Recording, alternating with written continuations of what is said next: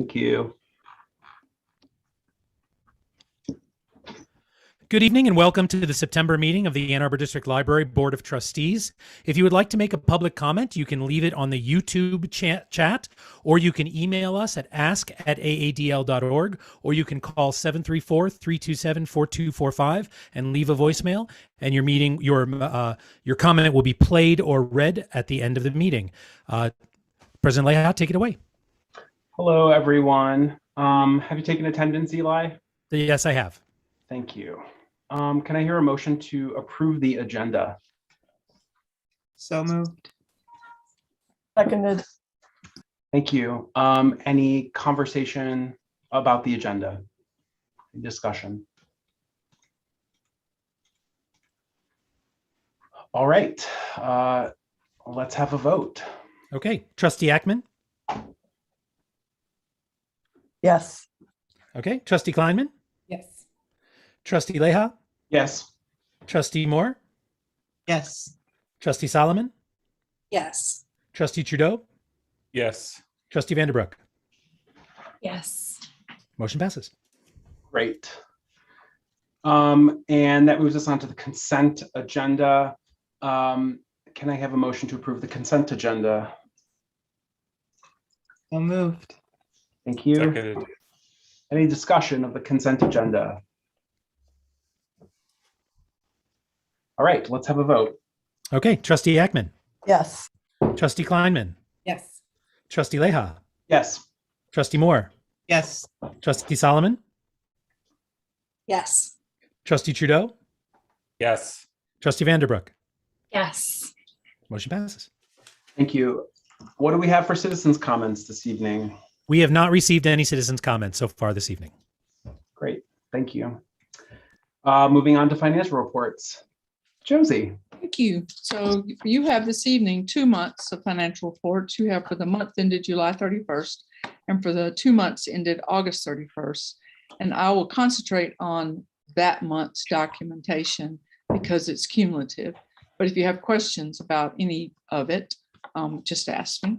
So and the cash is on the first page. The cash not including investments increased $9,084,413 from $6,458,615 by the end of July to $15,543,028 as of August 31st.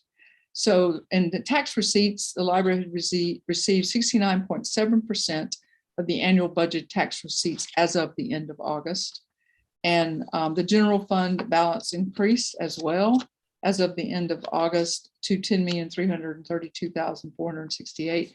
And you know that will be different next month. And we'll talk about why. Total cash receipts through August 31st equal $12,753,962. Total cash expended through August 31st equals $3,538,111.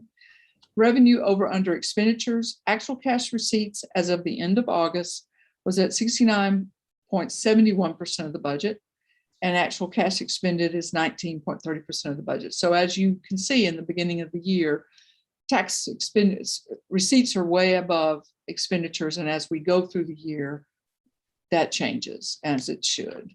So wanted to make sure you saw that.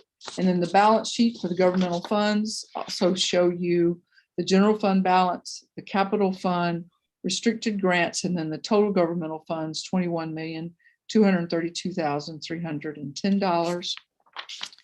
Statement of revenues and expenditures just in the general fund, which is the August actual, year-to-date actual, the budget as opposed to the budget remaining and the percent spent.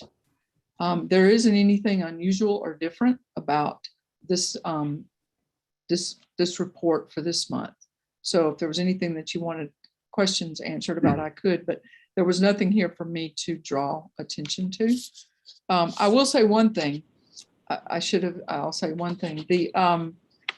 In the grant memorial expenses, you'll see $7,544 year-to-date actual, and you'll see it as a deficit as in there because there's no budgeted number. That is from the that is the line we use to indicate money that the friends donate to the library. And so we spent from our the money we had currently there, but there was no donation made at the beginning of the year. So the budget doesn't show revenue from the friends, new revenue. So at the end of the year, there will have to be a budget adjustment made there to show what was how it was spent. We will not spend money we don't have. So there is about $18,000 left in the line that we hold, that's money donated by the friends over the past several years, not this past year, and there's no revenue indicated for this coming year. So that's why that looks different, but that's why. So I wanted to make sure we understood that. And then the statement of revenues and expenditures, governmental funds, is this another view of the overall picture of the general fund, the capital fund, restricted grants, their revenue and expenditures, and the total governmental funds for the 2 months of this first fiscal year. So if there are any questions, I'd be happy to answer them. Thank you. Thank you, Jim. Great.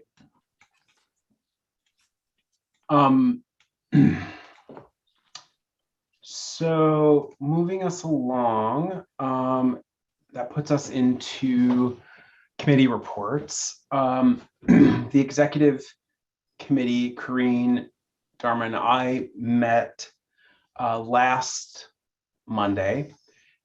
We had a preliminary meeting with Jim Green and Courtney Kissel from Dykema to kind of get the preview for tonight's meeting on how to conduct our director's search. So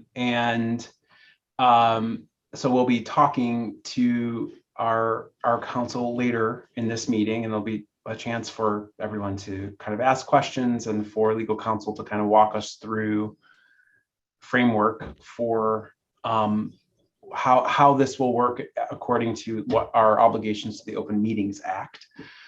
We also did a preliminary review of the 3 proposals that you all have in front of you this evening, which we will also discuss later in the meeting. And I will just say as a preview, what we would recommend and what we'd like to do tonight is to narrow these proposals down from 3 to 2, and invite 2 search firms to interview with us as a board next month, probably in a couple of weeks. So we'll get to that later, but just keep that on your mind for now. We talked about the search process more generally. I will say that we will, as an executive committee, Dharma, Corrine, and I will move the search process along and the business along as the executive committee. But this will obviously be a very open process. And as I'm sure you've gathered from the various proposals, there are many phases to this kind of search. And the first phase, I think, in all 3 of the proposals is a discovery phase that involves engagement with board, staff leadership, maybe some community engagement, input from staff beyond leadership, and a variety of different forums, surveys, one-on-one interviews, etc.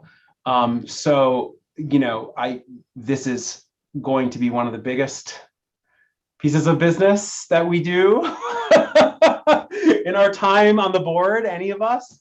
And I'm excited to do it. I'm looking forward to it, though I'm also very sad that we are losing our comrade and colleague Josie Parker to retirement. But we're all going to get there someday.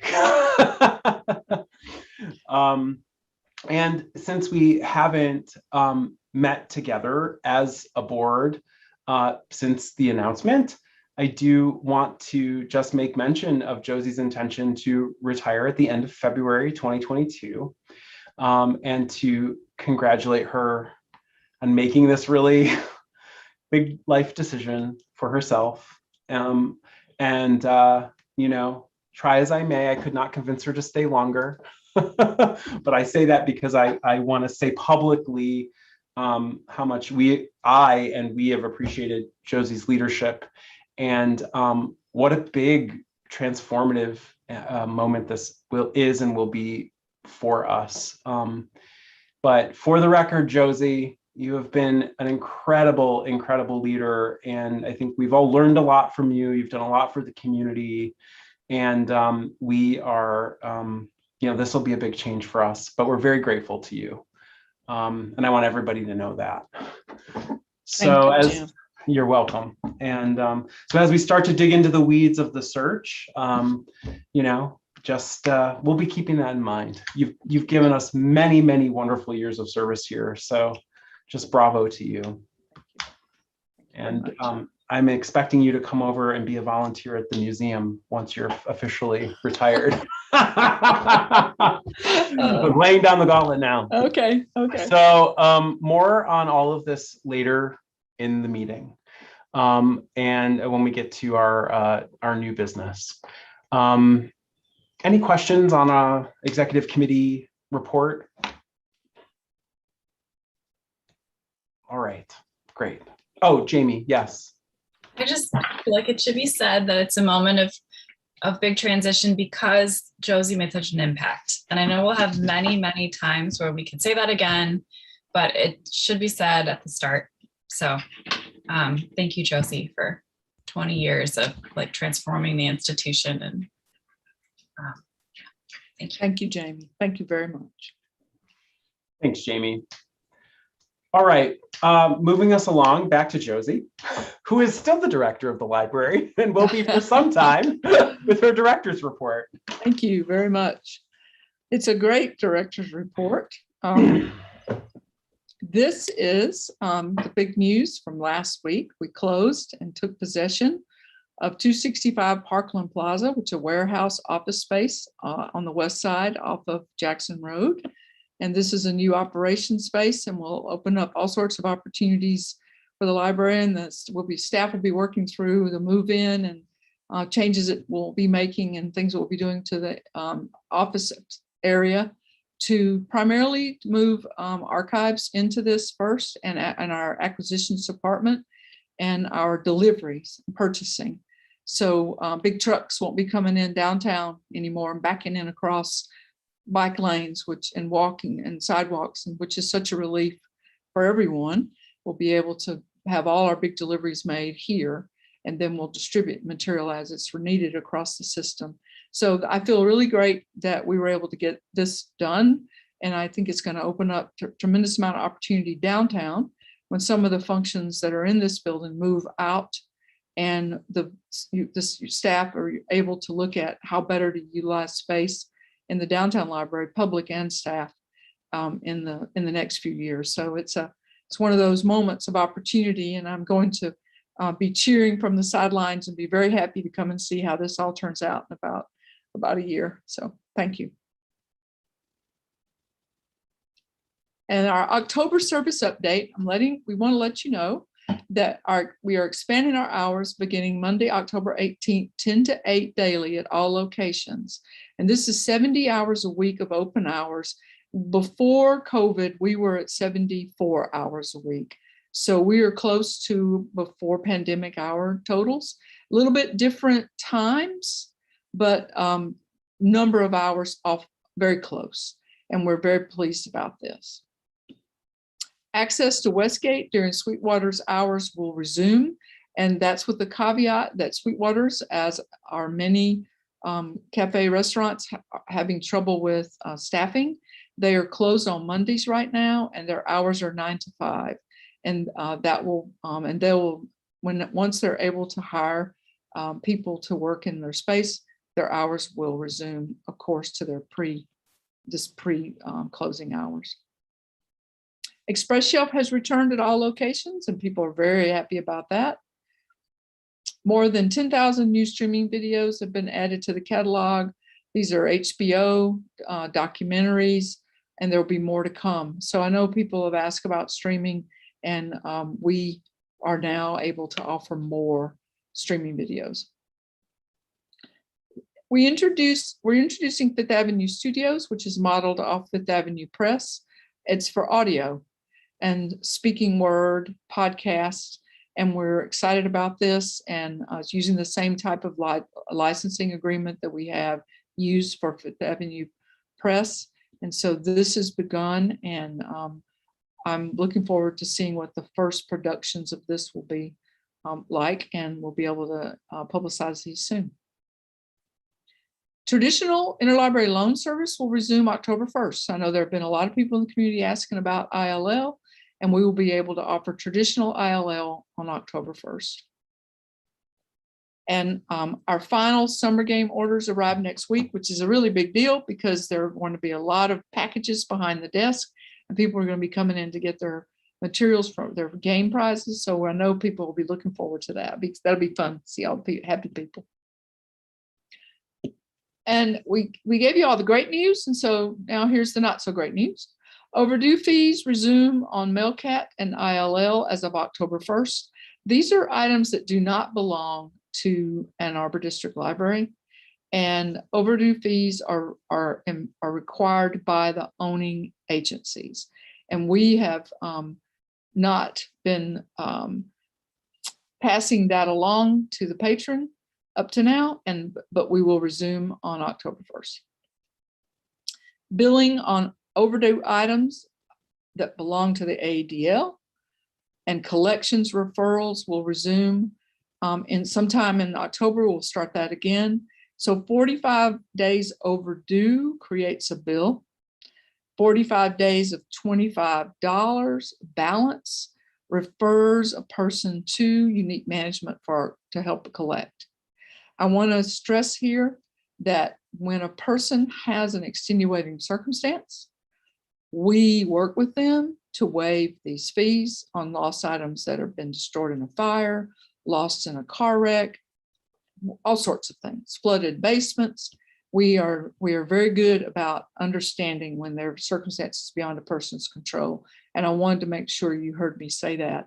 We also do not send youth materials on youth patrons cards to collection. So children's material checked out on children's cards do not go to collections. And then summer game wrap up. I didn't pick the possum, but I like it. Active players 7,858. You can see the number of points earned and what the average point per player were. Codes created 610 home codes out of the 1,963. And I'll remind you, home codes are codes people can come up with of their own and put them in their yards. So it's just so cool. And down at the bottom, you'll see home code redemptions, 804,046, which was an average of 1,318 per code. So a lot of people walking in their neighborhoods and going around finding all the codes. Codes entered, badges earned. And the top 3 badges is Log Jammer, Super Summer Reader, which are the reading 10 books, which is the traditional way of handling summer reading for children. Westgate Wayfarer, which are the people who redeemed the Westgate Code. And so we're very happy about summer game in 2021. Since the launch of the Bummer Game in March of 2020, we've released a total of 786 badges across the Bummer Game, the Winter Game, and now 2 summer games. And that means that every 16 hours for 17 months, we released a badge. So when we talk about the library and being open and the library being agile, this is just another example. And I'm glad we're letting you know this, because the staff are the ones who make up these badges, do all this work, and then work with people who are asking questions about the codes and the clues. And I just want to commend them again for an amazing work and effort to make it fun, to give people something fun to do through this really difficult time. And we had our first in-person event at Rackham last week. Nicole Hannah-Jones, 175 attendees in the space. 881 people registered for the stream. At peak, our peak viewing, there were 400 people online as well as 175 in person. She was amazing. And she did such a good job of acknowledging the people watching on the stream as well as the people in the space. And we're very grateful that we were able to get her here and work with her to finally make it after a 2-year delay. The Washington Read selection has been made, and it was an interesting approach to it this year. The committee, which is countywide staff, librarians and staff from countywide libraries across the county, decided to put this to a public vote. And as you can see, 506 people voted, and it was very close. But the book chosen is Being Human, an unrepentant memoir of a disability rights activist, Judith Human, with Kristen Joyner. So we will begin to plan for the programming and event around the Washington Read in late January, early February next year. So we can watch for that. And here are our social media comments. So when all of the power went out and when it was so hot, people were very happy to be able to come into the libraries, almost all of them, not all of them, but this was a person who was at Westgate who was glad to get into the air conditioning. So we did hear from a number of people, and this is one example. Here's somebody who's very happy about Express Shelf coming back, and they posted about it. So if you're interested in Express Shelf, they're everywhere. They're in all the locations. So please help yourself. This is a group of young men at Peace Neighborhood Center. We tabled at the Peace Center Summer Youth Services Celebration, and we brought free books to anyone who attended. And so they were thanking everyone who supported the effort, and we're in the list. But what a great shot. This is a woman, who was very happy about being able to get back to work at the library, but not for the library. So this is someone who was letting us know that she did work at the library today for the first time since March a year ago, and she found it much easier to focus than apparently at home. So we appreciate her sending in her photo. And this one is also a compliment to the library. Nicholas Books wanted to commend the library's outdoor story time that's happening out at Westgate under the big tent, letting everybody know what a big day it is, story time at AADL, and how fun it was to see our patrons as their customers. So we thank them for that. And finally, this one is, I'm sorry. This is a mom who came in with her daughter looking for codes, and they were able to get the summer codes. The little girl wrote a letter to the fish. A lot of children wrote letters to the fish. And the mom is an artist in town, and she spotted some of her prints, which are available for checkout, all in one visit. So she let us know that. And these young people were won honorable mention in first place in the Lego contest, but because it was online, they posed at home in front of their television screen, and so that or their screen, and then shared it out with all of us and how happy they were to be a part of the Lego contest. And we love it. It's great. And this one is fun. This is from a person who says that they have finally lived somewhere long enough to have their library card expire, and how interesting it was for them to go into Mallett's Creek and renew their library card so that they could check out the book this book that they were looking for. So, thank you. And unless there are any questions, it's my director's report for this evening. Anybody with a question? We got Molly, yeah. So you mentioned the resumption of billing for long overdue items and that the library is willing to work with people. And I'm wondering if that's communicated clearly in the like the notices that go out, if there's any sort of invitation to come and talk to us, work with us, that kind of thing? The letter that goes out at 45 days is, we are communicating to people with our notices. We do that all along the way. But when it goes out to the billing agency, Unique Management, they send the letter. They do make it clear in the letter that they can reach out to the library, but they're not saying in that letter that we'll work with people, because not all of their clients handle this the same way we do. But when we send the notices out and people talk to us, we make it clear that we are going to work with people. So what I can do, since you bring it up, Molly, we can look at what our notices say and how they communicate. It's like, if you have circumstances or something, we can talk about that. Great. I just, I think for some folks, they don't know they can ask, or it doesn't occur to them to try. Right. And so, yeah, I just want to sort of make sure that door is as open as it can But be. the thing I'll point out too, the thing that I want to make sure you all understand was, we're still not charging overdue fees. Right. So this is just for the value of the item. Yeah. Right? And so if a person lets us know that it was lost in a flooded basement or left on an airplane, all these things are things we know happen.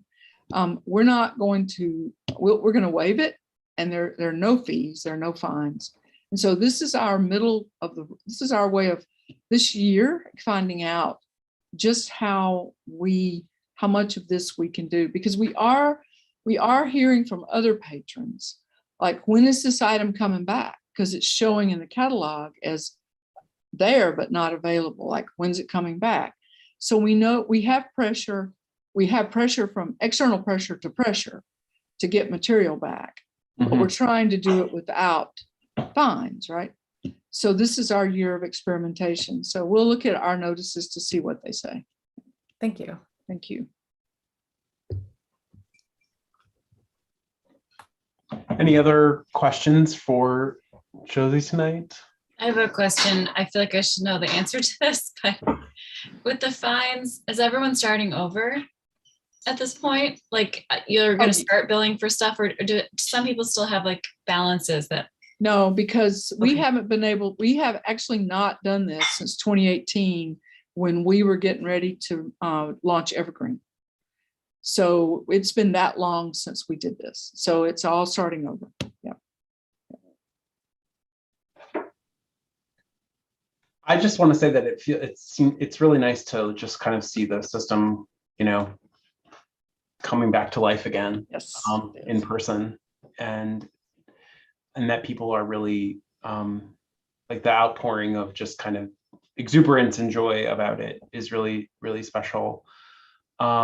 And I also just want to reflect back on, what an incredible, since we had a special meeting about it, I just wanted to like restate what an incredible asset we have now in closing on this property, this warehouse, to kind of just move our operations forward into the future. And just congratulate everyone on the board for reaching that decision, and to the staff who all worked very diligently on that purchase. It's really impressive. And I think, as we stated in that special meeting, a really great benefit to the system. So any other directors report, reflections, questions?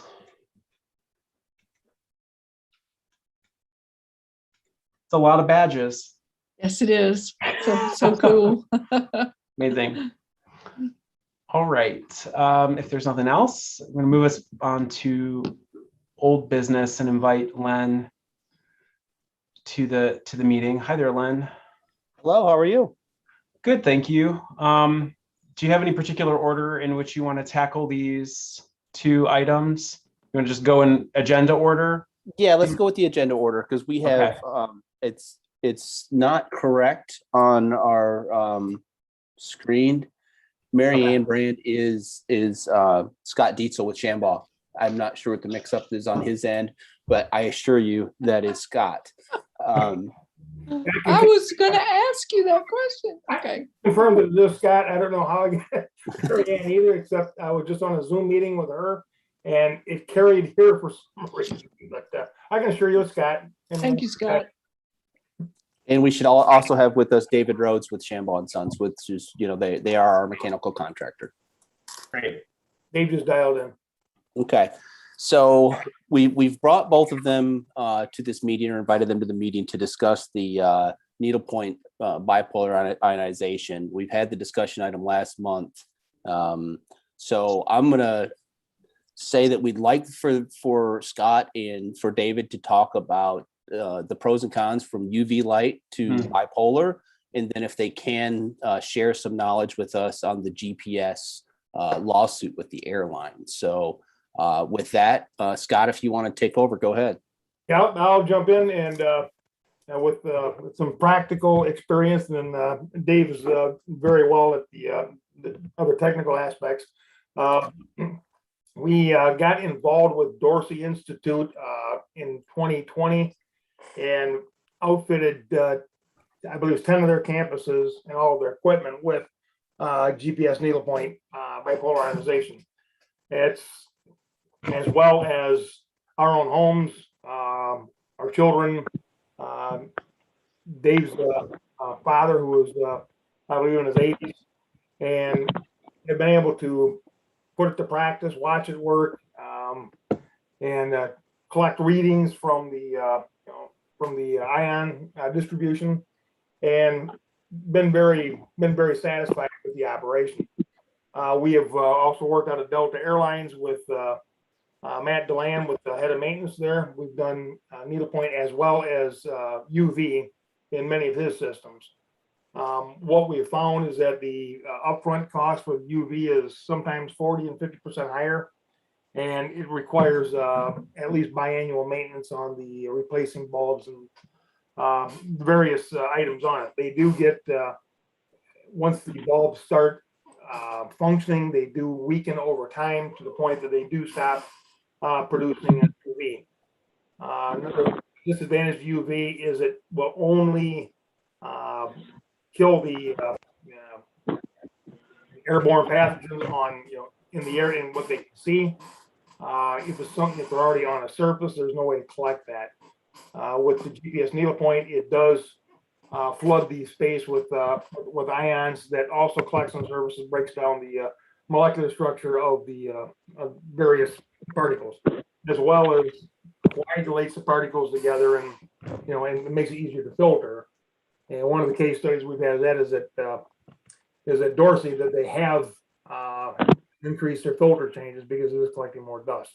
So with that, all the evidence and research we've done, that the GPS needlepoint is more effective in battling not only storm flares but other airborne items. So that's been an experience. And then with the lawsuit that was filed against GPS, I've got several sheets on that you can take a look at, but it was, I think, more of a competitor trying to hedge their market, and they've actually a countersuit against the agency that actually produced it in the first place. So we can get farther into that, but with that, I'll let Dave kind of jump in with he's got the white sheets and the technical background on it, and I'll let him go ahead and fill in. Good evening, everyone. This is David Rhodes. First, before I get started, does anyone have a particular question about the GPS?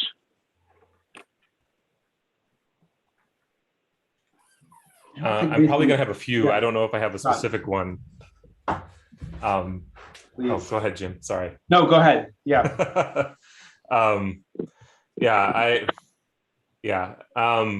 guess it'd probably be helpful to have a brief just overview again of the technology and what we're talking about.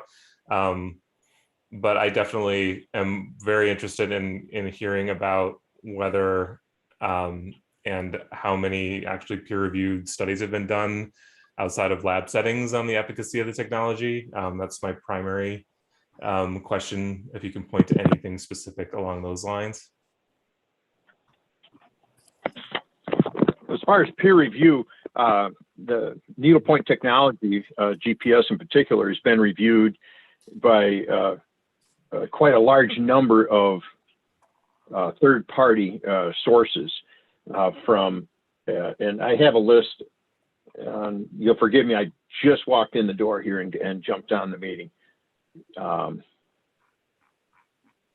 We have, let me see here.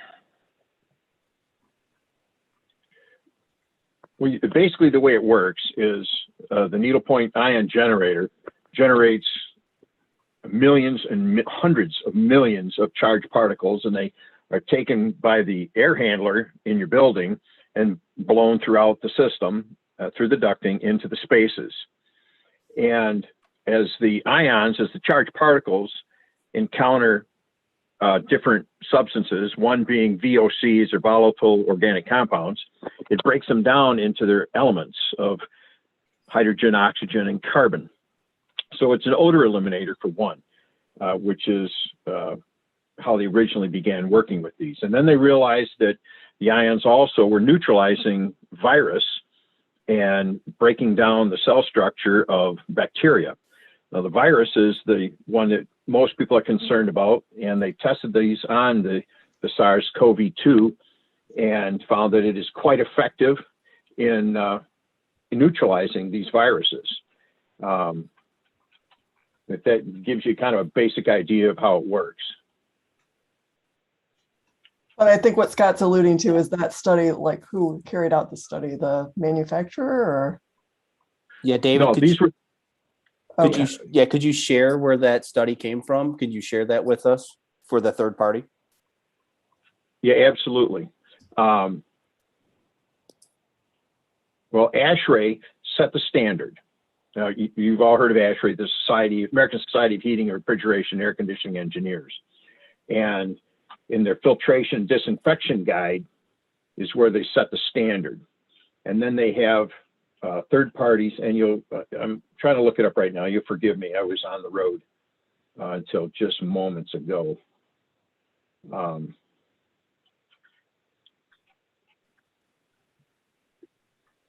Bear with me just a moment.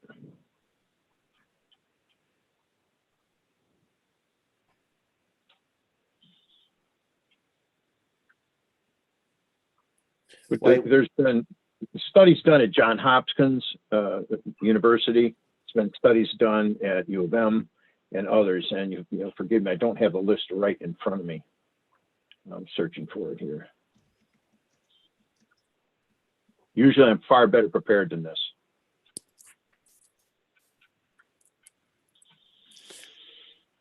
Are we going to be voting on something today? No, or? we're not. This is a discussion item. So I think from my perspective, it'd be okay to get up later.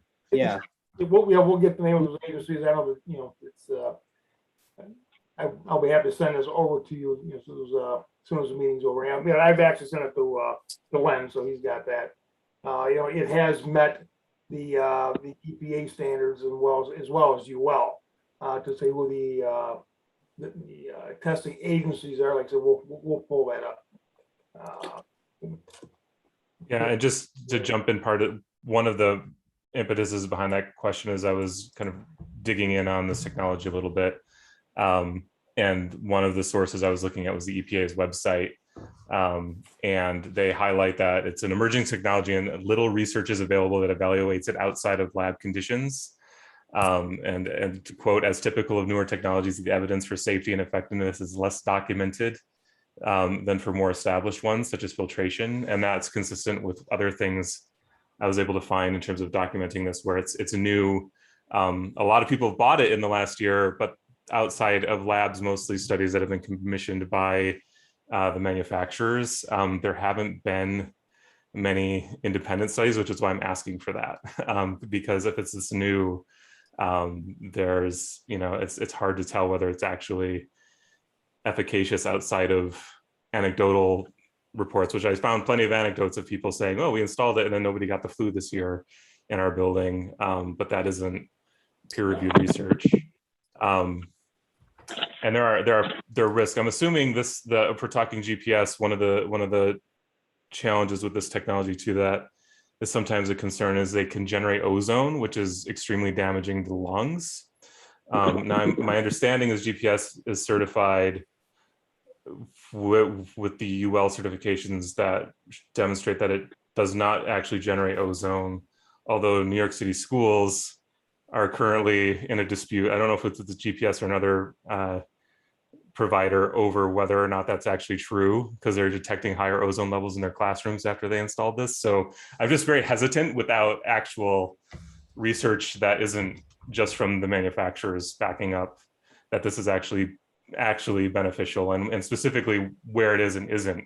Because in the lab studies, sort of answers are all over the place. There's studies that show no benefit, there's studies that show benefit, and it depends on what specifically they are looking at. And so that's also like, what problem are we trying to solve with this specifically that we expect it to solve and that we believe it will solve.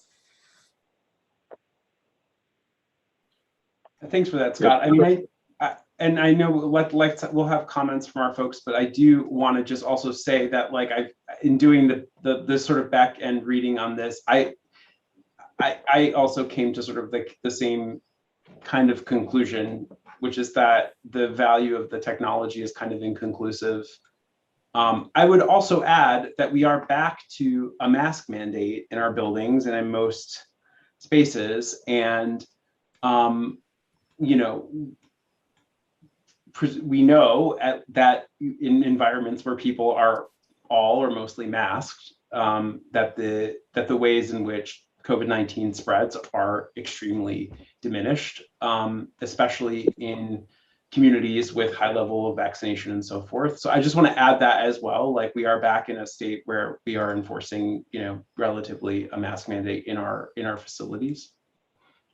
I think that point's well taken, but I would also say that this seems like a real good opportunity to look at the air health of buildings. And I mean, I don't know. I wouldn't be opposed to something that makes our indoor ventilation better, but I'm also with you in my little background research to this topic. It seems so far inconclusive and maybe even more dangerous. I think we'll get let me try and get answers to these questions, and we'll get back to you quickly on that, and for the next couple of days anyway. If we, I don't believe we'll have a hard time finding that, but we'll take a look at it anyway. No, that works. Well, Scott and David, thank you for your time. And if you can send along any third-party research, that would be great. And we'll continue the discussion, but really appreciate your time to joining us tonight. Sounds good. Appreciate it. Thank you. Yep. Thank you. Thank you very much.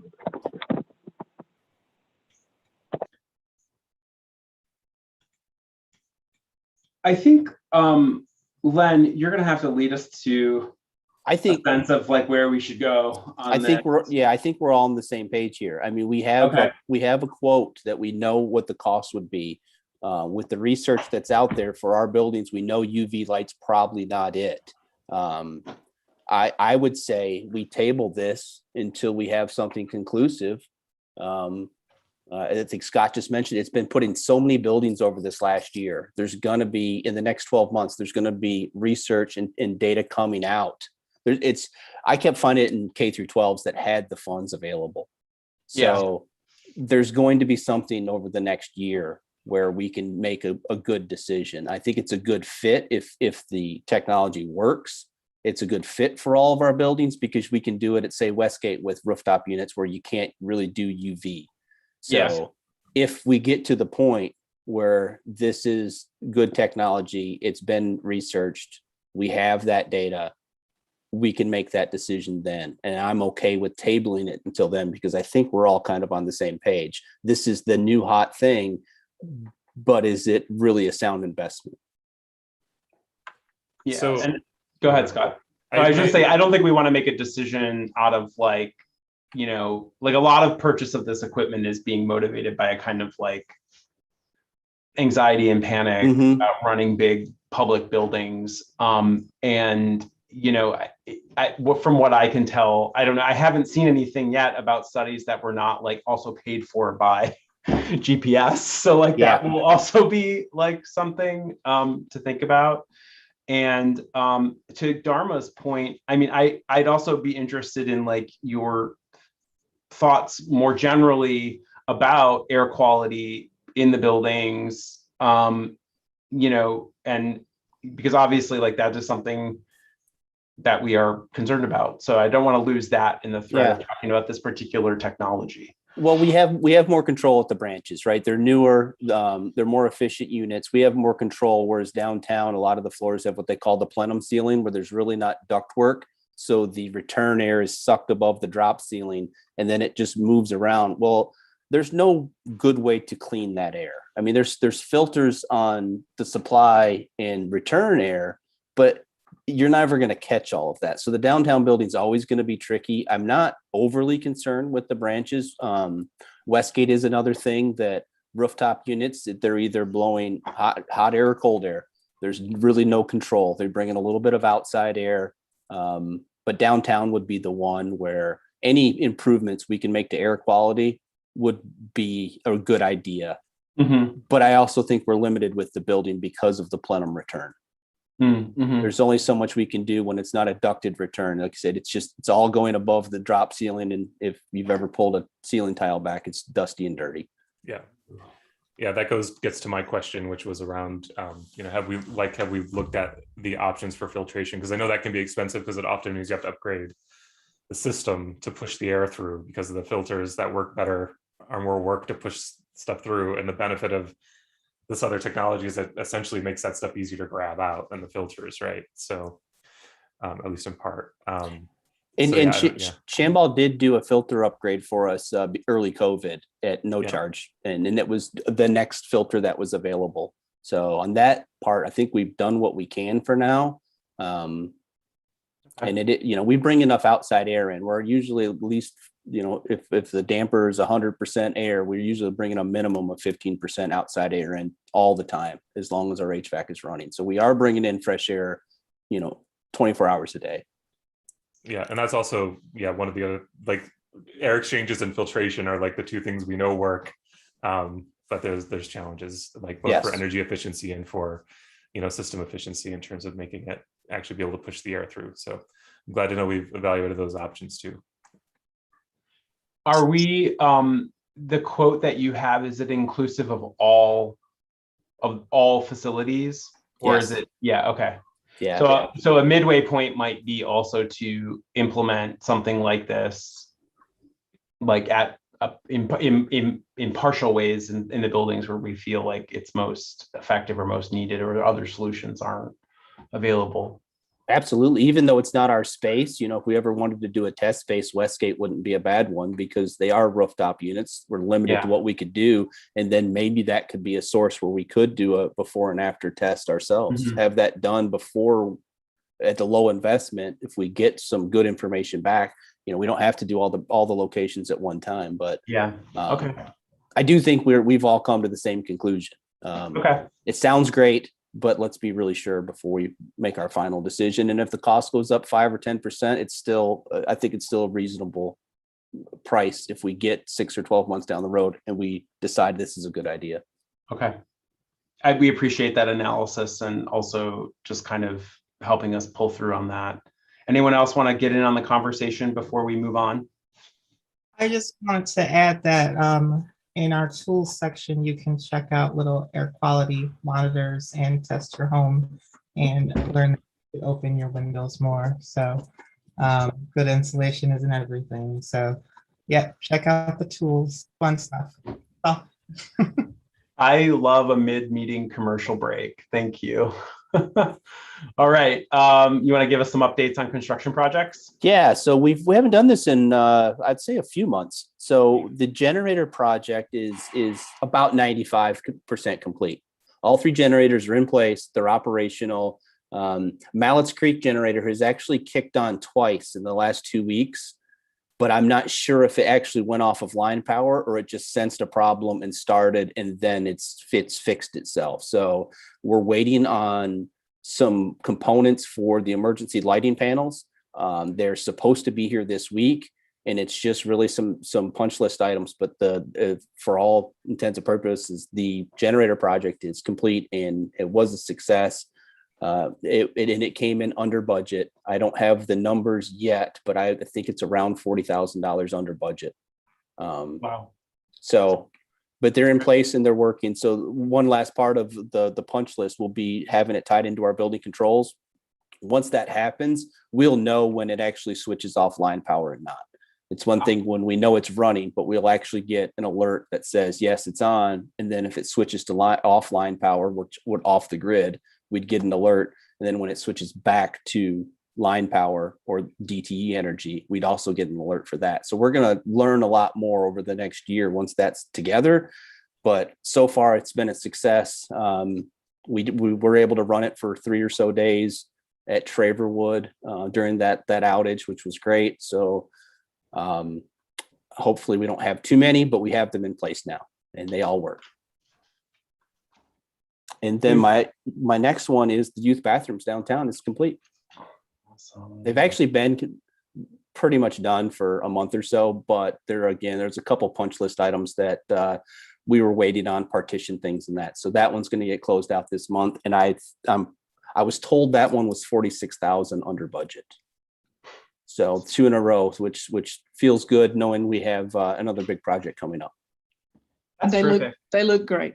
Yes. They look great. Yeah, I gotta say, I was in downtown, well, because my power went out right before I went on vacation in August, and I thought I think the building's looking, that building in particular is looking really terrific. I mean, congratulations. We all know it's kind of a beast to keep up and maintain, and the work looks great. So very good. Thank you. Yeah, thanks a lot. Any questions for Len or any other comments? Just thank you so much for all of your work. These improvements are so important and you're just doing a great job. Thank you. Well, thank you. It's a great organization to work for, and it's nice to have the resources to do this. That's not the case everywhere. So I'm happy to be here. You're on a roll between bringing 2 projects in under budget and getting us through the inspection process with this building. So keep up the good work. Well, it's all about building the bank up, right? There will be one that comes in over budget sooner or later, I'm sure. Thanks. All right. Have a great night. Yes, thank you. All right. That moves us into new business. It is about 7:55.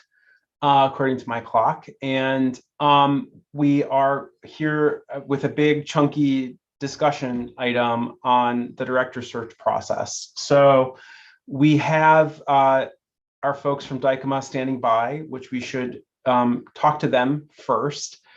This is really Dykema's chance to give us a preliminary counsel on how to properly conduct the search in relationship to the Open Meetings Act. The executive committee wanted everyone to hear from Dykema and have a chance to ask questions so that we are not surprised by how the process should go. They will tell you this, but I will say it too. Once we choose a search firm and we have a formal contract, Dykema will work with the consultant and the executive committee to work through the whole process to issue a more formal legal opinion, legal counsel to us about our process every step of the way to make sure that we're really following the letter and spirit of the law. But I do want to invite Jim and Courtney into the meeting. I also want to say maybe 15-20 minutes max because we have some other important business to take care of. So if everyone can just keep their eye on the clock, that would be really helpful. So Jim and Courtney, we know you're there. Hi, Courtney. Hi, there we go. Hi, I'm not Jim. I don't know if you have anything prepared if you want me just to start, but I'm happy to. Go ahead, Courtney. Okay. Well, I think, I'm just going to start by saying something I think that everyone on this call already knows, which is, you have to make decisions in a different way than a private entity, right? So when you're looking for your CEO, if you will, you have to do it in a different way, in accordance with the Michigan Sunshine Laws, right? So the Freedom of Information Act and the Open Meetings Act. So As you all know, when you make a decision, it has to be done in an open meeting. Excuse me. And that goes along with doing deliberations to get to that decision as well. So there are very few exceptions to when you can have not have an open meeting with respect to candidate searches. And there's one specifically that's relevant, and I'm sure going to get into all of this, but I'm going to try to keep it at a high level. Though there's one sort of exemption for closed door session when you are reviewing and considering the contents of an application for employment or appointment to a public office if the candidate requests that the application remain confidential. So it's very limited circumstances where you can be in a closed session.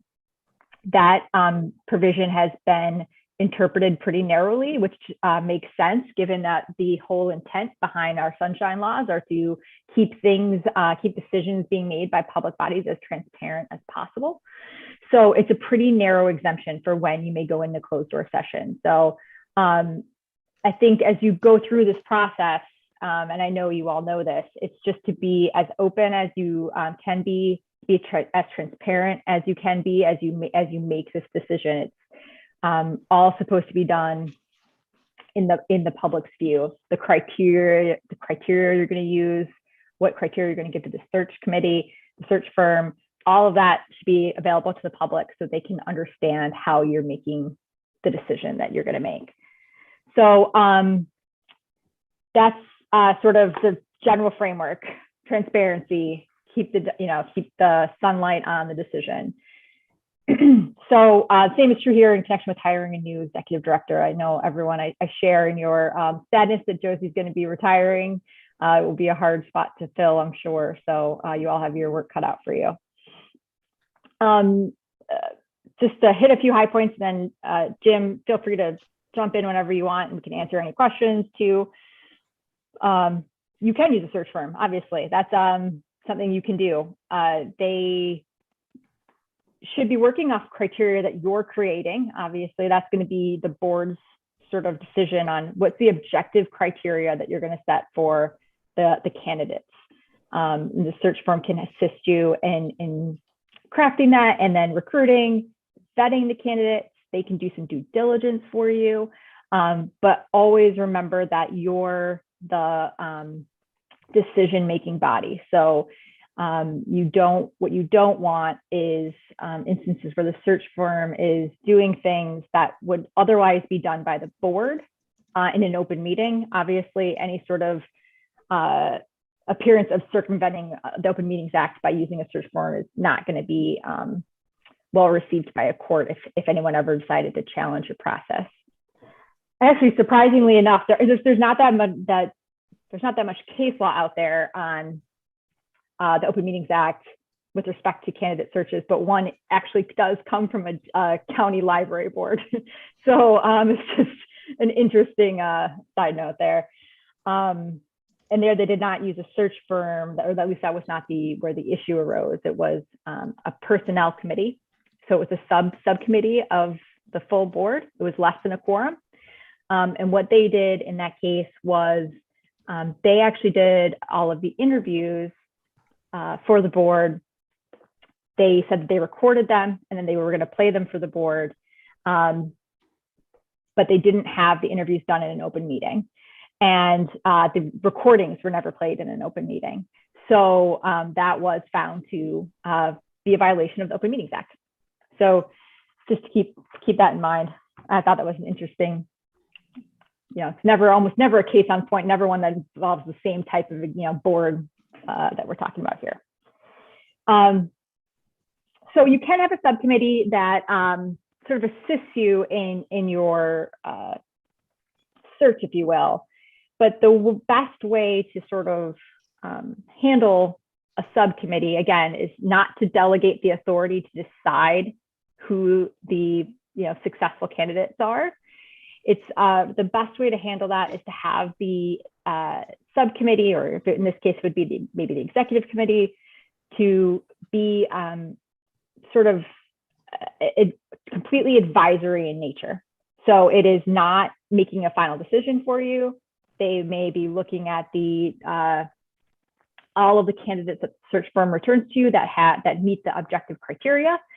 And then they could do some further due diligence and they could make some strong recommendations to the full board if that's the route you chose to go down, where the final decision, the final interviews, everything along those lines still remains with the full board, but you may be able to have this advisory committee help you narrow the field if you do receive a lot of applications and a lot of candidates to sort of weed through. You still would want the full board to be able to invite whoever they want that would meet the criteria. It would be just recommendations from the advisory committee, not a final decision. So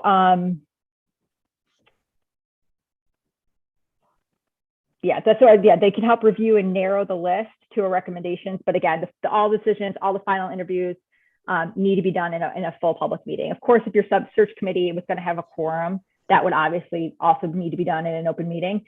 But if you have sort of the executive committee or an advisory committee created separately to assist in this endeavor, you could do that outside of the Open Meetings Act as long as it's only advisory in nature. So that's sort of everything they should be doing is again based on objective criteria that the board itself has set, and final decisions lie with the board. So that's like the 50,000 foot view of the process.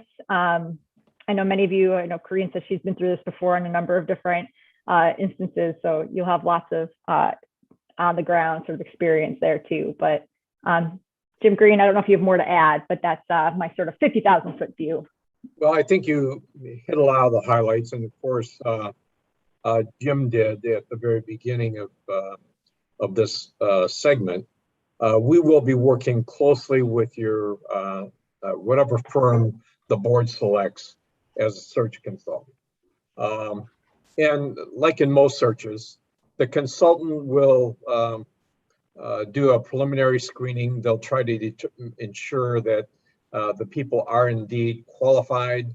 But as I've looked at the three profiles of the firms that you're considering this evening, I think all three firms will make all of the candidates' resumes available for the board to examine should you so desire that. And particularly if you get beyond that group that's been determined to be unqualified and you're down to 15, 20 candidates, and either the search firm or the subcommittee narrows it down to perhaps 8 or 10, it probably would be a good practice for the board to at least scan the credentials of the people that were qualified, but kind of culled out of the final group to be considered. I think all firms would be comfortable with the board doing that.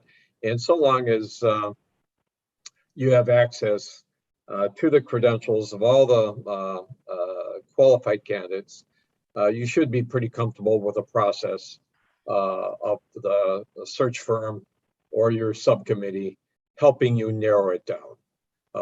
A search involves a lot of work, takes a lot of time, and a search committee or a consultant can take a lot of that work off your shoulders. But you should feel comfortable, and they should feel comfortable that if you want to look at the entire pool of candidates that were qualified, you should obviously have that flexibility and look at them if you feel you want to. Obviously, if you use a subcommittee and all their work is in the open, then you have really nothing to be concerned about with the Open Meetings Act. Most subcommittees are comprised of a smaller segment of the board for efficiency reason and conduct a lot of their work more in private.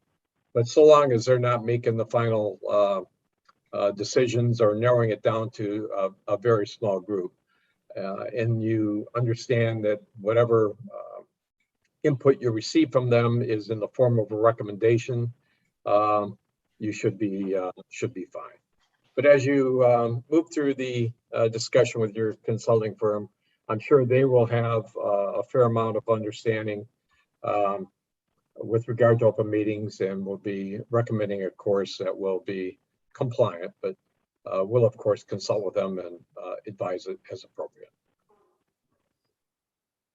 I would also just add that probably the centerpiece of like the balance of keeping all the work in the sunshine, as Courtney said, and the search process itself is the question of how confidentiality works for clients, and at what moment client or candidates, and at what moment candidates are kind of revealed to the public, and the search firms will, you know, obviously have strategies about that, but they will also be generating documents that will be shared. So I think it's also just important to remember that like everything, you know, someone could do a FOIA on like everything that's related to the search firm, and could have all the information that we have. So nothing is really ultimately the end. Nothing really happens in private. Also a good reminder, and I just, you know, when I shared all the proposals, I did remind all of you, like, it's a good time to remember to like fight the urge to do anything on email, which is not a public forum. And everybody did a great job. So I just want to say that when I shared the proposals, no deliberation, no conversation, you all have waited for this meeting today. Thank you very much. And that's good, good practice and good reminder that what we do together needs to happen here. So now I just want to like open up for questions, reflections, comments, curiosities. As I said earlier in the meeting, it is my intention for the executive committee, Dharma, Jim, Karine, to act as sort of the de facto search committee, and to do as Courtney and Jim are recommending, which is to help advise and move the process along, in part to alleviate some of the in the weeds work that will need to be done, and also to let the search really just take full advantage of the search firm in doing their work in bringing us a candidate pool, but also all of this information in its totality will be available to everyone and to the public. So with that, like I'm opening up, and I just want to invite anyone to sort of ask questions, reflect, or what have you. Yes, Jamie. I have a question about the caveat that you mentioned, Courtney. If there are like parameters or that are considered acceptable for requesting anonymity, like what would prevent all of the candidates from requesting anonymity? Or is that how often does that actually end up happening? So they can't request anonymity necessarily. What they can do is they can request that their application or their consideration be kept confidential. But that only goes so far. So that only goes to what Jim was just saying about FOIA. That doesn't exempt you from FOIA, right? So that is only an exemption for a closed door session. So you may go into a closed door session to discuss the specifics of that person's application, but it does not allow them to be remain confidential through the entire process. What we often see is at the beginning stages, maybe in the first phase of this process, there might be, let's say there's 10 candidates that come before you. Their name, you don't have to use their names in your board meeting. You don't have to put all of the information in your board packet. That doesn't mean it's exempt from FOIA, but you can refer to everyone as candidate 1 through 10. And you can go into closed session to discuss something specific about that person's application, but it doesn't sort of exempt them from the whole process. They don't remain confidential throughout the whole process. Mm-hmm. Well, I have a follow-up question then. So say we have these 10 candidates and our search group, like the smaller group, the executive group, has determined them. So since I am not part of that group, I shouldn't know who those people are if the public doesn't know who they are. Is that correct? Or could I know that information and the public not know that information? You mean if there are, I'm sorry, Jamie, just to clarify the question, are you asking if there's a list that includes people who have requested confidentiality? No, just in general. So say like you 3 determine you want to bring 10 people, or And then like, you haven't told the public that, the names of those people, and you maybe you won't even tell, I don't know, somehow, like, I guess I'm not being very clear, and you've been, as I'm thinking through my questions, making Yeah, more I sense to me. understand. Yeah. But like, will there be instances in which you all, the three of you, can kind of know things that the rest of us can't know because it's not been made public yet? A little bit like when we make a real estate deal, like we can't talk about it amongst ourselves except for during the closed session. Does that make sense? So yeah, so I think formally know stuff. Yeah, I mean, so I think first I would say the executive committee, to the extent they're acting as the advisory committee, they won't have to go into closed session because there will be less than a quorum. So this is only for otherwise a meeting that would be required to be open. So, and I would say that there probably should not be really any instance where the executive committee knows things that you like. I don't want to say like hiding things, right? But that they know these, like who these candidates are and you don't, because ultimately the decision rests with you all.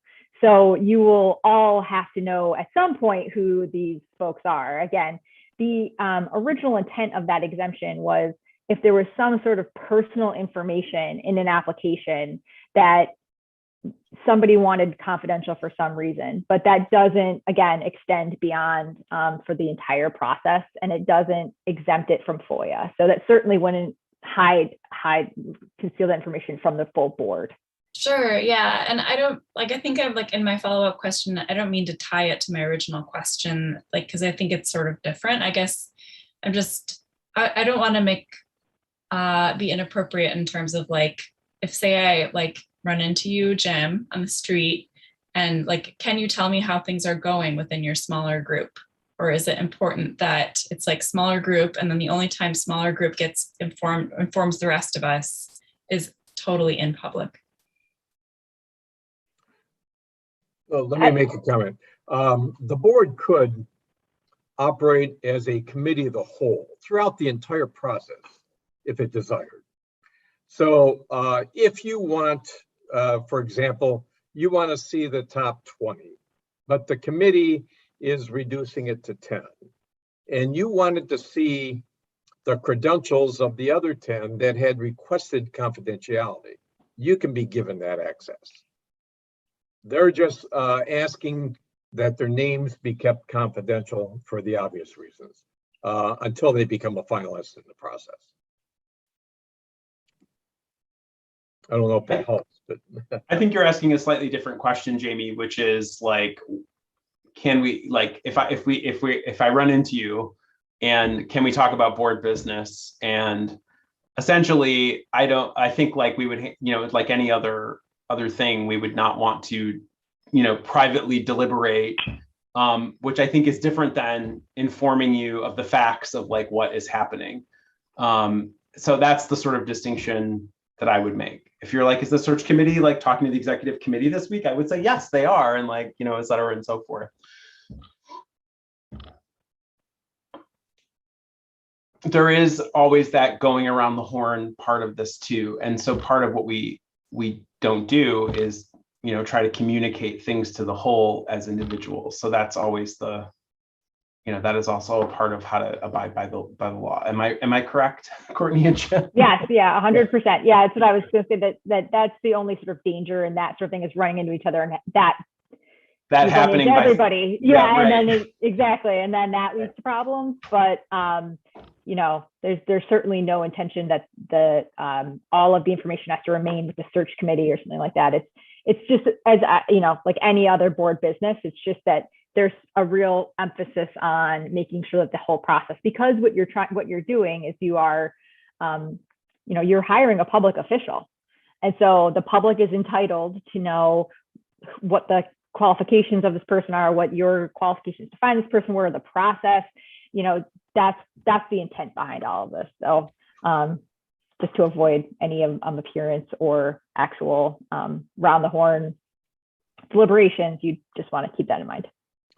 It will not be unusual for the vast number of the candidates to seek confidentiality at the beginning of the process. So anticipate that. It's very, very common when you talk about high level public officials. I have a question. How does the confidentiality and in general the process of interviewing, like what does that look like? That's kind of a big question, but Not quite sure what you're seeking. So like when you're in the interview process, at the different stages of the interview process, right? I mean, there's not just like one interview, there's going to be multiple interview processes. Right. How does that relate between the subcommittee and the full board and confidentiality? By the time the full a candidate comes before the full board, there'll probably be disclosure of their names at that point.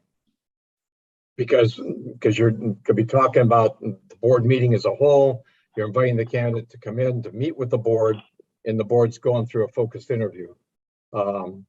At that point in time, they're typically out in the open.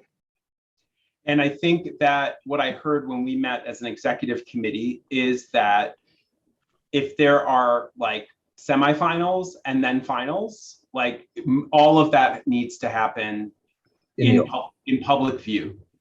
So that is where it gets to be very like time is of the essence, right? And also making a decision about how many people you're going to bring out into the public based on their desires for confidentiality. So that's like all just something that I think, for some folks, like we have to just really, we just have to be prudent in how many people, we bring out into the public for a semifinal before we get down to say 2 or 3 finalists, right?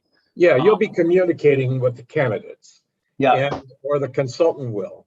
And they'll be told that we'd like to bring you into the public to meet with the board and give more serious consideration to your candidacy. Are you comfortable with that?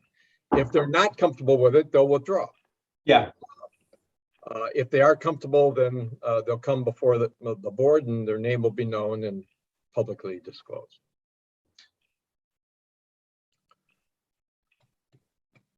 Other questions, comments? Good question, Anna.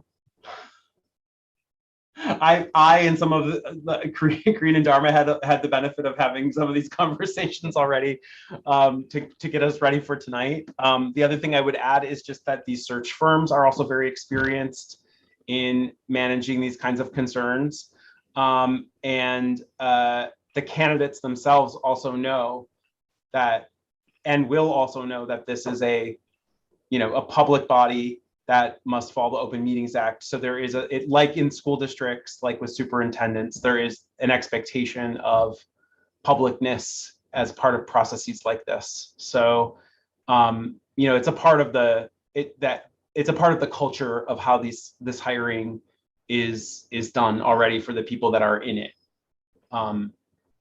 Most importantly, the candidates. All right, it's 8:20. Can we let Dykema go? Jim and Courtney? Any final, speak now or forever hold your peace, or at least until our next consultation? Till our next meeting. Thank you. All right, thanks, Jim and Courtney. We really appreciate your time and your wise counsel. All right. You're welcome. Thank you. See you soon. So here's where we get into more of the weeds here.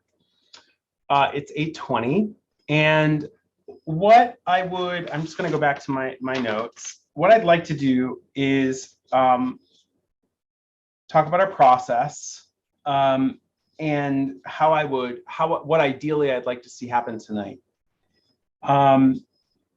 That we have some discussion time just to state maybe briefly kind of what we're looking for in a search firm, and discuss the proposals and hopefully arrive and agree on a way forward with two of the three firms. I would like to suggest, to propose that we invite those two firms to come for a 30-minute interview. And I'd like to propose that we have a special meeting on October 11th or the week of October 11th. And I have checked in with Dharma and Kareen regarding that date in advance of this meeting to understand what their availability might be for that time as members of the executive committee. But it will depend on all of you being available, or most of you being available. I will just say that I think time is of the essence. Most of the timelines here will lead us to the identifying our next director around the time that Josie is getting ready to leave. I think that we, would like to be in a situation by, the middle to the end of winter of identifying and announcing that person and starting a transition. So that's why I'm asking for a special meeting in 2 weeks. So we have our advice from Dykema, and that moves us into sort of the criteria for search firm. I'll tell you what I was looking for. I was looking for kind of a sense of process, and I was looking for some details on the ways that people engage staff, community, and board members. I was looking at how search firms describe their position on DEI. I was looking for some sense of their reputation. Have they worked in communities that are like ours, in systems of scale and scope like ours? Do they have the kind of reputation to draw a qualified pool of applicants? I was also looking at price, and I will say that they mostly come in about the same price. So that may be less of a concern here. I want to let you know that I talked to a representative from each firm for about a half an hour before I asked them to submit proposals. So I'm happy to give a little insight, but I'd like you all to offer your reflections first before I kind of bias the conversation in any particular way. And we will also, after today, Dharma's offered, at least preliminarily from our executive committee meeting, to do some client reference checks, and maybe others would want to do that, join Dharma in that as well. But I'd like to do client reference checks before we have the special meeting, so that can help inform the conversation. Because at that special meeting, I'd like to call a decision on who we'd like to move ahead with so that we can get going. I don't know about you, but this fall has just been a roller coaster ride. And I will feel way better about this once we have a search firm secured and a really clear path forward just to get us going on that path. So the process, scale, scope of communities they've worked with, position on DEI, price, reputation, their recent searches, client references. What other factors in terms of criteria were people aware of or looking at or wanting to see?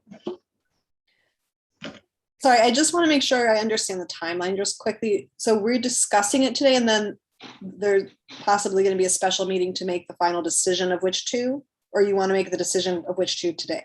Correct. So the special, what we want to do today is we want to whittle from 3 to 2. That would be my goal. We don't have to. We could have all 3 of them come interview. But I think what I'd like to do is get us down to 2 if possible. Okay. Unless there are, we might have strong objections. So like I'm open to whatever. And we make the decision together, obviously. And then I would like to have a special meeting to do 30-minute interviews with those search firm finalists hopefully on the week of October 11th. And then we would make our decision. Got it. Okay. Okay. Thank you. Sorry. I feel like We're covering a lot of ground. It's 8:30 and I've been working since, 7:30 this morning. So I can't tell if I'm coherent or not. open to other criteria, suggestions, thoughts on what you were looking for in proposals. I mean, just to echo what you said, that the things that you're listing are the things, I can't think of anything else that's, you know, the DEI and making sure we're talking to staff and, you know, community involvement are the big ones that I can think of. Can you maybe run through those again really quickly? I've reached the point in the evening where if I don't have something written down, it's not going to stay. We had like a whiteboard, I could write them. So the process that they're going to take us through, the kind of scale and scope of communities that they've worked with in the past. Have they worked with communities like ours? Their position on DEI, their reputation and ability to draw a qualified pool of candidates, their ability to engage a staff, community, and board in process, and price.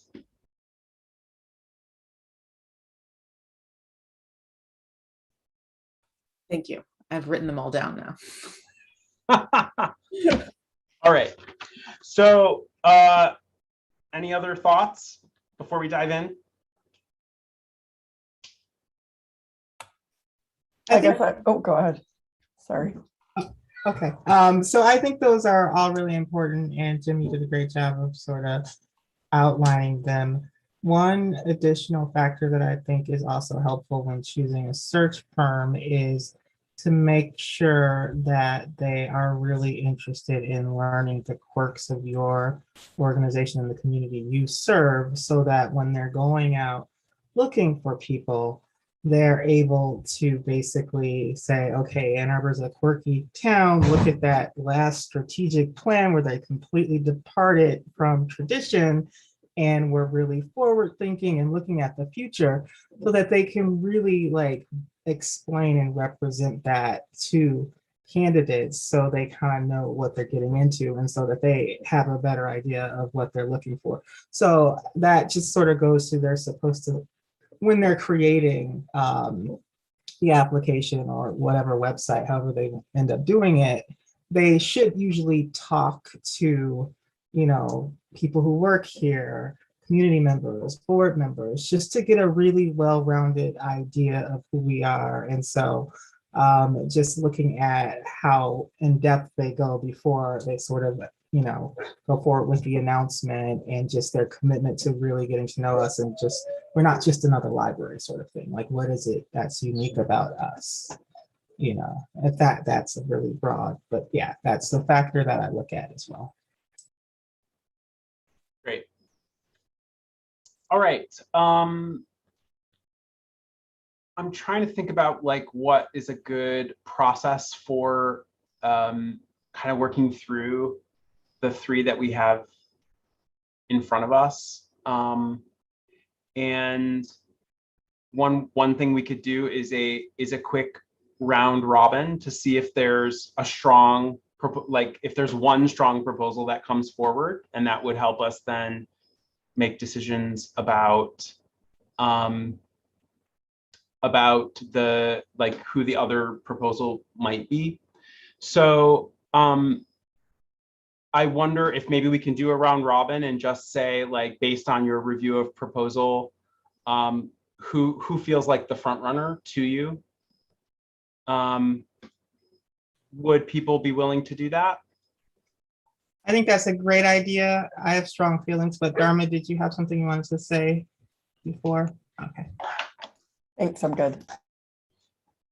So I'm not going to start, but why don't we start with someone who's not on the executive committee? Let's start with Molly. I really wanted to go last because I mean, I can take a stab at it. I felt a little out of my depth, and I will admit that I did not read them super duper closely at this stage. I feel like this is not the round robin we talked about. I'm like, well, there's this and there's that. I guess I don't have a super strong feeling about one. I have like a hunch, but I don't know. Are there factors that you thought, like from Jim's list, that were more important than others for you? You know, I was thinking about it slightly differently when I was reading them than this list, although I think this is a really helpful list. And looking partly at sort of scale of operation rather than of like the communities that they'd worked with. I saw some pretty big differences, it seemed like, between the proposals in terms of scale of operation. And I was debating within myself about the pros and cons of that scale and whether we want to really go with, like, focus on sort of the bigger operations, or whether there's strength in like the person who's got the, you know, duration of experience, but is clearly a smaller shop. And to speak specifically, June Garcia, solo consultant for the most part. Keister and Bradbury Miller are teams, larger teams.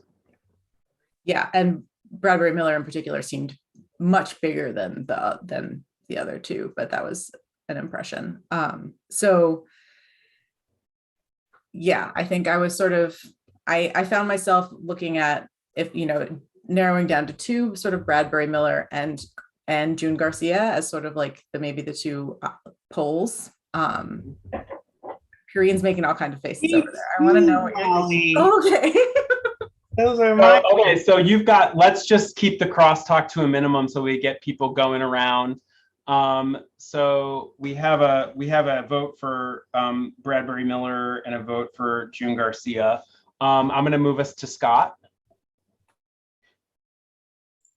I'm very much in a similar position as Molly, where I reviewed all of them. It was hard to develop strong feelings. This is not a process I've been through specifically. And so I don't have that filter of experience. And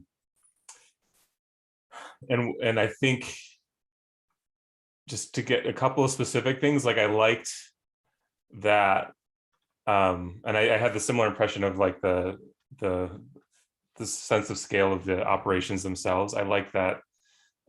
Which one is it? This is, sorry, I'm scrolling through. Bradbury Miller actually talked about like diversifying the applicant pool as like a highlighted priority within the proposal, which I don't think I saw in the other ones, or if it was there, I missed it. But it felt a little like their system feels like plugging it through like the large scale system. I'm also always skeptical of personality assessments, and they highlighted that on the last page. And so I would definitely, yeah, which makes me wonder, like, is that really useful, or is it just something we can do?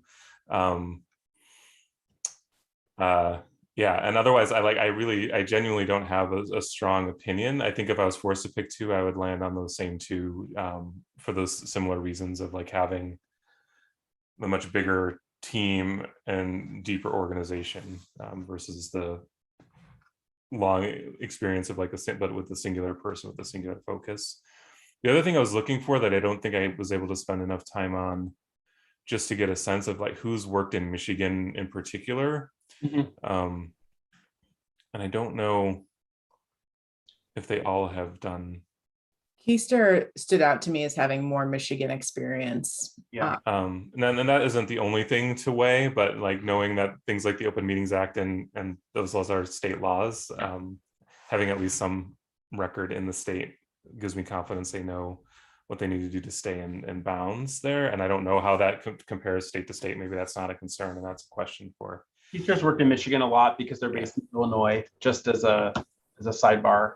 Yeah. And he knows the area very well, according to him.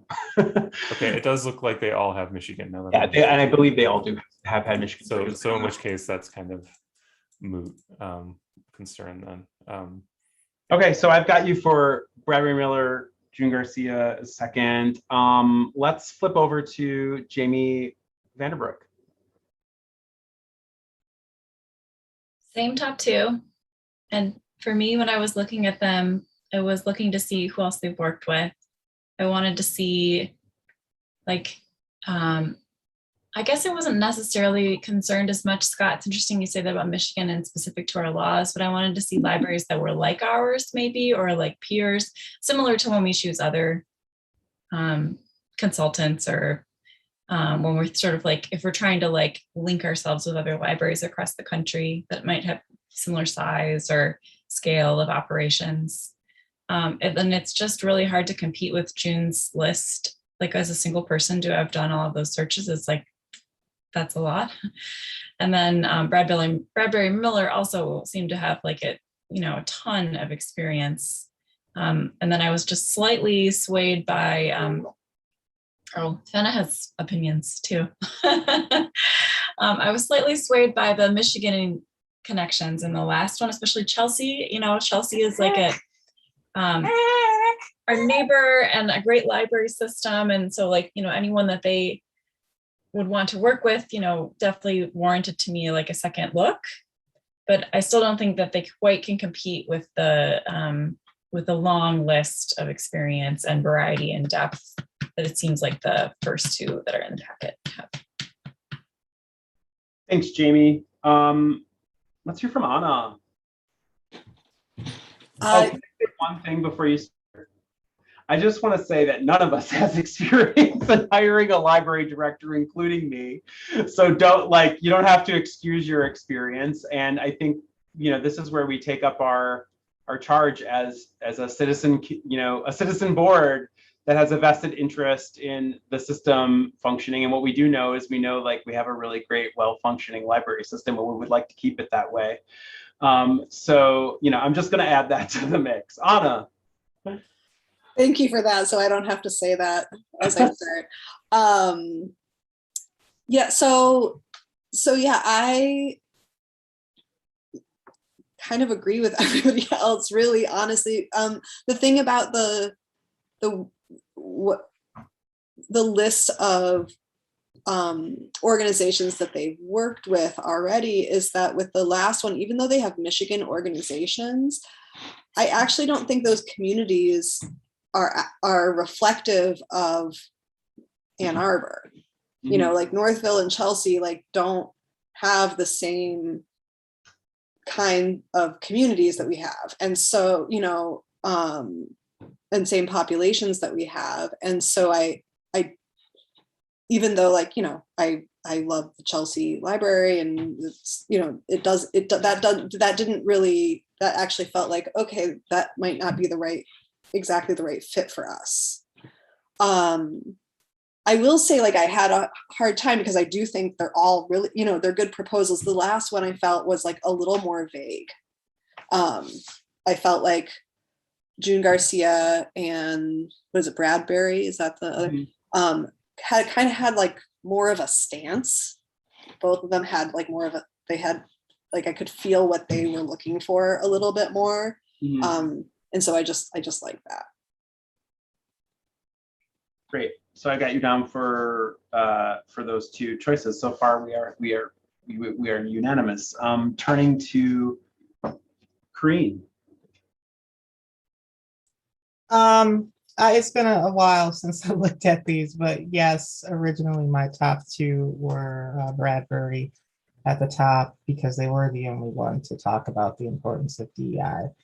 And for the same reason, what was the first organization or the top org, the not June org? Bradbury Miller. No, the one that's not Bradbury. Oh, Keister.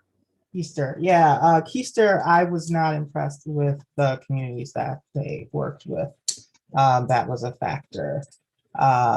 So I was pretty happy with the people Bradbury worked with and the communities that June worked with, but I do have some concern about June. I mean, I've already decided who we should choose, so I probably shouldn't be allowed to pick a top two. But if we're gonna interview two, June would be a second, but I do have some general concerns about her ability to sort of really come to understand what we represent and adequately represent who we are to, interested parties. So So that's where I stand. Bradbury is my top, and if I could just withhold a vote for a second, I would, but since Jim wants me to pick two, the second would be Jim. Thank you, Corinne. Dharma. I guess I'm the black sheep here because I picked the two big operations. I guess I had a bias for that, and I was thinking, you know, the things that I focused on didn't diverge from yours, Jim. In fact, they were pretty consistent, but I guess I was just thinking in terms of like operation and ability to help us through the process. And I think that size just gave me more confidence. Definitely lean towards Bradbury Miller if I'm picking my top one. But those two were mine. Great. So Bradbury and Kiefer, yeah. Keister? Yeah, okay. Sorry, it's not on the PDF title, so I didn't see it quickly. Yeah. Yeah. All right. Great. I'm just making notes. So I think Bradbury Miller is probably the strongest proposal in my mind. So I am definitely in, you know, agreement on the first choice. I am really struggling between the other two. I will just tell you that I have the advantage of having talked to all three, and you know what you can glean from a 30-minute conversation. I think there are some questions about just sort of interpersonal fit, as there always are, and scale I think is important. I will say I did ask them all a question about DEI, and I felt that Bradbury Miller and June Garcia gave the most compelling responses to that question. I will just say that I find, I talked to Karen Miller and I talked to June Garcia directly, that their style very different. And I don't think I'm going to comment on that. I would rather, it looks like we're moving in that direction. So I'd rather that you meet them and kind of draw your own conclusions about their styles. The other thing I would just add is that all three want this business, want this search, because the reputation of the library is huge. And this is like a real, like we are a jewel in the crown of the library world, and this is a plum job for whoever gets it. And that was made, and I'm saying that because it was made very clear to me in each of these conversations that we have a great reputation as a system, that Josie has a great reputation, that the whole team has a great reputation, that we're known for innovation, that we're known for being a community that people want to live in, and that we are also very well resourced, relatively speaking. So this is a very, very attractive contract for the search firms, and it's also a really attractive job for applicants. I think the biggest thing, I think all three of them across the board said you want to hire somebody who can tell you like who looks good on paper and who's actually a good fit for your organization. I enjoyed all three of the conversations and learned from all three folks about how these processes go. And I'm also a little divided. I would probably lean more like Dharma did on interviewing Keister and Bradbury Miller. But I think that I'm also, you know, with the way that we're moving and talking about these contracts, I find the sort of detail compelling. And I'd also be happy to narrow down to Bradbury Miller and June Garcia and bring them in for interview. So I just want to open up to any additional like comments, thoughts before we formalize that. I mean, the alternative also is I want to get us down to two to like really get us focused and save us a bit of work. We could bring all three in, but I don't know if folks want to do that, but that is an option, obviously. So I have a question about the DEI with, and Corinne, I don't know if you're comfortable saying a little bit more about what your concerns are about June And then Jim, if you want to expand on like your impressions from your initial conversations as well. I will, while Jim is talking, skim app again because it's been a while since I looked at it. But I do think it had a lot to do with scale and just how quirky we are, and possibly them putting us in a box and not really working, you know what I mean, to fundamentally understand and represent us as a whole. I think that was the gist of it, which is not, you know, I think she could do it, but is she the best candidate, you know what I mean, resource-wise, to really, you know, develop a thorough understanding of who we are. And so I just thought the larger orgs and Jim's impression of Keister sort of sealed the deal on me, even though it's a top candidate.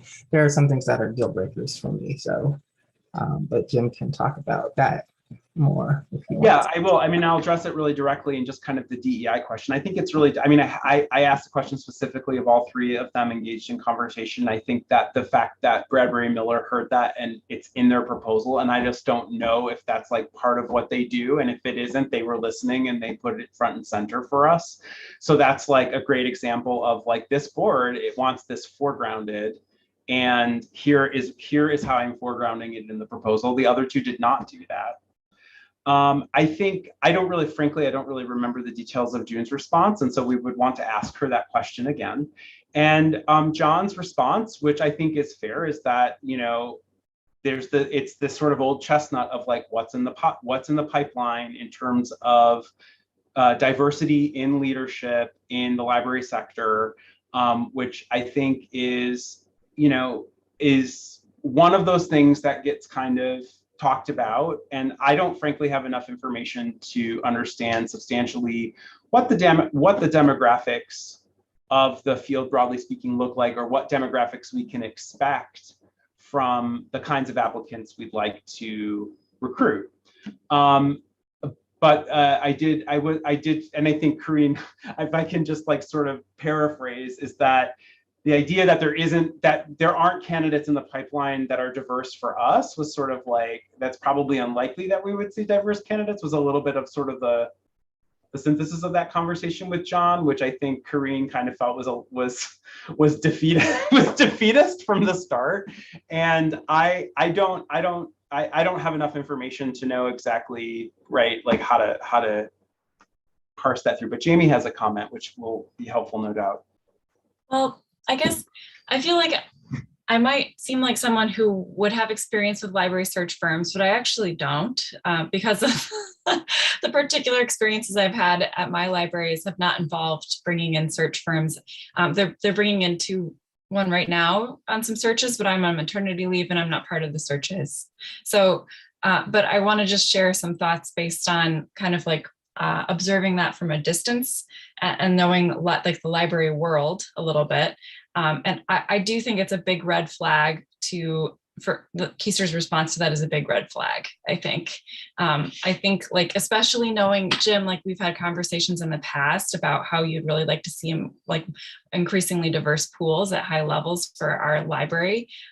Getting a response like that at the outset before even doing the search, that makes me think he thinks about the world of who he might be looking for in a certain way, and he might not be thinking about a diverse group of people, and that doesn't seem like a good thing at all. So to me, that would totally rule him out as a potential person to bring in, even if he's got a larger operation. I also really like the organizations that are name dropped in the Bradley Miller proposal. I think that shows they're thinking about the places where they'll find like the candidates being active. And Molly might have also thoughts about this, you know, from your years in library world, like working at our organization. But I just think like, I thought that they demonstrate that they're kind of active in a way that they might know they might be able to bring in a diverse group of candidates because they're looking in the right places. And it sounds like he might not even be looking or thinking about those places. And that's a red flag to me. I appreciate that analysis. And I also feel like, I mean, I will go on record saying that I just don't, I don't want to bring forward a group of finalists that doesn't have diversity on a number of levels. And we'll like, I just don't want to do that as a president of this board and as a board in general. And it would simply not be representative of the community. And I think we'll be driving really hard as a board to say, find the candidates for us. Find them.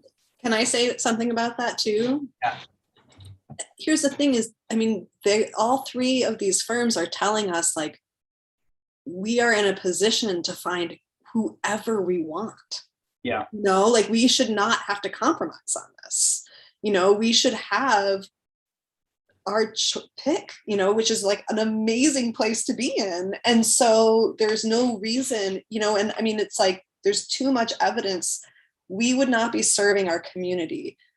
Like there's so much evidence that a diversity of voices makes organizations stronger. Absolutely. And so we would just be doing a disservice to our community if we didn't insist on that in the search. Yeah, well said.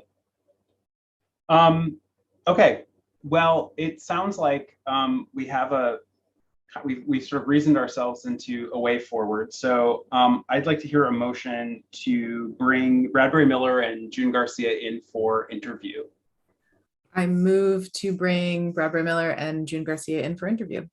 Thank you, Molly. Second. Wonderful. And then any further discussion? All right. Can we take a vote? Everything has to be roll call, doesn't it? Yeah.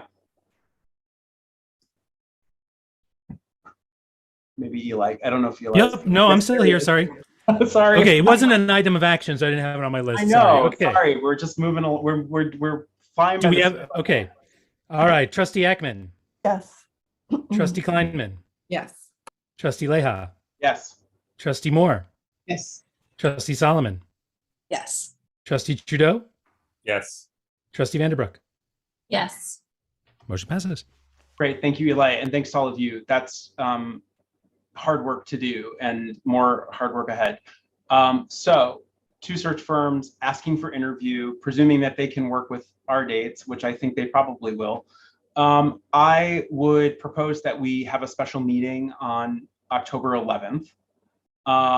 And that meeting, the express purpose of that meeting to be interviewing each of these search firms as a board, and then as an item of action, making a decision to hire one of the firms in that meeting. And I would like also, if we, in the special meeting, for us to have had, as I said before, have had done client references so that we can add that insight into the conversation. So first things first is calendars. Do people have October 11th available at this time? Looks like yes. Okay. So then I think, Josie, we are within the parameters for setting a special meeting. Yes, you've got plenty of time, and we can do that and get Zoom links out. You're talking about a 7 o'clock meeting? I think if we could do a little earlier if people. Well, you got to think about where these people are. I know June's on the West Coast, so you think about the time. Okay. 7 p.m. is better for me. Okay. Seeing head nods. We gotta go with our time zone though, Josie. She's gonna do our story. That's true. I know, but I'm just. It's okay. It's still. I mean, it's in the workday. Yeah. You know, that's maybe even better. I don't know. Okay, so, we'll look for a motion for a special meeting on October 11th at 7 p.m. For the purpose of interviewing search firms and making a decision about which search firm to hire. So it's an item of action on the special meeting agenda. Got it. Yes. Okay, we'll get that, take care of that. Okay. And this will be a Zoom meeting, I presume? Correct. Okay, all right. You want us to make a motion now, Jim? Is that what you're saying? Yes. So I move that we meet on Monday, October 11, for the purpose of considering the two possible search firms to use for the director search. Thank you, Jamie. Seconded. Thank you, Molly. Any further discussion? I have a question. Yes. Isn't specifically about this, but I'm wondering whether we're going to have a chance to assemble interview questions in advance of this meeting in a way that is open. So that's a great question. It's a wonder of mine too. So how to do this? So like this would be a case where like maybe we could spend, I don't know, we're nearing 9 o'clock and I know we've had a long meeting, that we could spend a few minutes tonight doing that. Or we could organize our meeting on the 11th to spend, say, the first 15 minutes of the meeting developing the protocol, and everyone should come with their ideas. And I think we're probably looking at maybe maximally 4 questions, since we should try to keep these to 30-minute meetings or 30-minute interviews. And so I would think I would advocate for that, just taking the first 15 minutes of the agenda to do that. Okay. Great. Then we're not like spoilering and giving them too much advance notice of that. So. It's okay. I'm sure they can anticipate some of the things we might ask them. All right. Any other discussion? Okay. We'll take a vote on that, Eli. Okay. Trustee Ekman? Yes. Okay. Trustee Kleinman? Yes. Trustee Leha? Yes. Trustee Moore? Yes. Trustee Solomon? Yes. Trustee Trudeau? Yes. Trustee Vanderbroek? Yes. Motion passes. Thank you. Okay. Couple little loose ends. Who will join Dharma in client references? If no one else will, oh, Jamie. Jamie raised her hand. Oh, Corinne, I'm happy to defer. I want other board members to feel involved in the process, and sometimes that's just making an active effort. And if you're willing to do that, I think that actually helps. And so I want you to. Okay, sounds good. Thanks. Okay, we've got a volunteer in Jamie, and I think that you two should confer on how to divide and conquer the work. And then what I would ask is that you bring back to us, a set of notes or something to be distributed at the meeting. So would we need to get those to Josie or Karen ahead of time? Or? Karen. Okay. Yeah. So Jamie, and Jamie and I can communicate about that at will. That's fine. And I think, Josie, is it possible for them to submit those notes on the day of the meeting? Yeah, they can. And then but they've got to be public, Jim, for the conversation.